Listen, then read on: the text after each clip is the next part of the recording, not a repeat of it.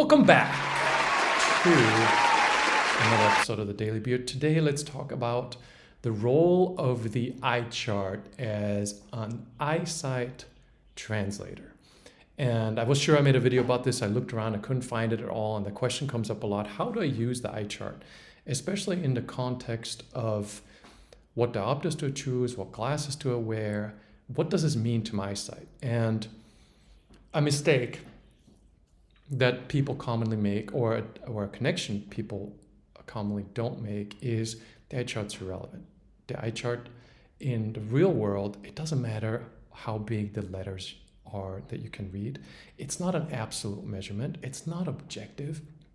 You go to an optometrist in a dark room, you're going to have different results than in a well-lit room, and different results in naturally ambient lit room versus artificially lit, projected chart versus printed chart, stress, no stress. Did you eat a bunch of carbs before you're taking the eye test? Constantly varies. So that's the number one thing. Don't look at the eye chart as some kind of gospel of eyesight. It is a reference. Let me just put that into easy, quick context. What do you want from your eyesight? You don't care about eye chart, right? Like, you don't care about what you can see on an eye chart. What you care about is, can I recognize the person in the office that's walking towards me, right?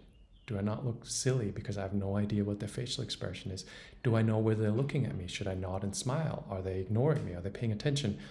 Human interactions, I think, number one level, especially when you're talking about improving eyesight, when you're reducing your diopter dependence, when you're wearing normalized glasses, when you're wearing glasses that are strong enough for you to have good distance vision, but add a little bit of challenge, right? And what is that little bit of challenge?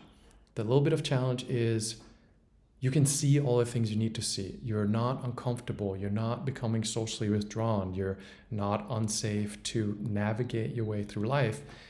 You're just adding a tiny bit of challenge.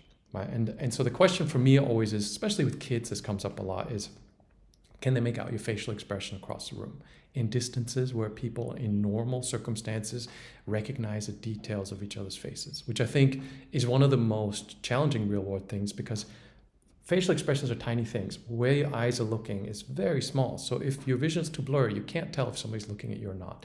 And to me, that's the real gauge. It's not the eye chart. Is if I put on a pair of glasses, are they strong enough for me to go, hey, Jake's looking at me from across the room? So I don't seem to be ignoring him, or I'm not making awkward facial expressions, not knowing what's going on. I can see, but there's a little bit of challenge. If you know what that is, if you know what diopters that are for you, if you know what centimeter distance that equates to, if you have any reference to, that's the real meaningful goal, is like, yep, Jake's looking at me from across the room. Whatever that is, now look at an eye chart and see what line you can read. That's what the eye chart is for. The eye chart is giving you a translation of, can Jake see me across the room equals this line at the eye chart at this distance. That's what the eye chart is doing for you, because I'm not there across the room to look at you right now. It's not a convenient tool for you to consistently measure. So you use that reference, be like, okay, these diopters are right, or these centimeter measurements are right, or this is where I want to be with my blur horizon. Then go to the eye chart and see what line you can read and how clearly you can read it.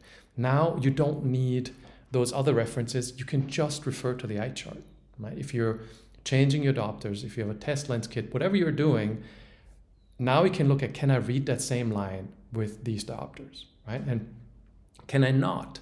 Now, does it translate to I can't see the guy across the room? The more you do that, the more clearly the eye chart becomes a translation tool for what you really want, which is real world visual acuity. That's a hard one to say for a non-native English speaker. That's what you want, right? Like, you want the eye chart to be just a translator. Everything else is unimportant. I say use the eye chart as a eye strain measuring tool. Video I made on that is really helpful if you don't know how to quantify eye strain. The eye chart will translate that to you. Separate video on that somewhere in our channel. If you don't know where to start, the eye chart will give you a reference point. The eye chart will give you a continuous way to look at where am I at without having to look at changing real world stuff that may not be convenient to check. That's all the eye chart is, right? Like, it's super convenient once you understand it. It's not incredibly useful if you buy one, you hang it up on the wall and you look at it to give you some absolute data.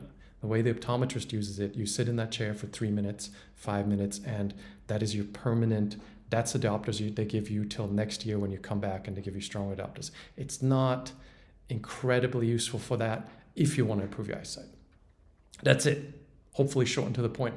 If you enjoy this stuff, let me know. Again, I've been saying this recently, the comment quality has improved dramatically over the last number of months. Super impressed by that. You guys really stepped it up. It used to be just nonsense. Like lately it's good. So I read comments, I reply more. I generally will read more and reply more if comment quality is higher. So that's totally up to you guys. There's also the topic of eye chart and kids. I get so much email now from parents with kids where if the child's too young, the eye chart is not a great translator, not very easily. So you need some alternative ways to do that. We can discuss it in another video if you like. Let me know if that's something you're curious about. Hope you enjoyed it. See you in the next one.